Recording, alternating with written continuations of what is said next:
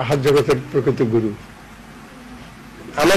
আমরা যে সমস্ত গুরুদের কাছে যাই সাধারণত এর মধ্যে 90% বেশি গুরুই হয়ে গেল আহার জগতের, এবং আহার জগতের নারী জগৎ বলছে, নারী। আমাদের গুরুরা প্রায় সবাই নারী। পুরুষ গুরু তো পাওয়াই যায় না কিছু।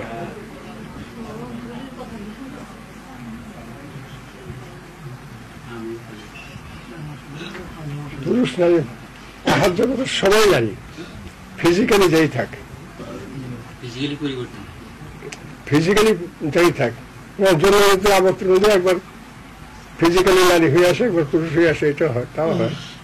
কিন্তু ফিজিক্যালি পুরুষ হয়ে আসলে যে পুরুষ তারা কোরআনে রিকগনাইজ পুরুষ হলো সে যে নাকি এই বন্ধনকে ছিঁড়ে আসতে পারছে, সে পুরুষ, সমাজ হয়ে গেছে, সে হলো পুরুষ। আচ্ছা,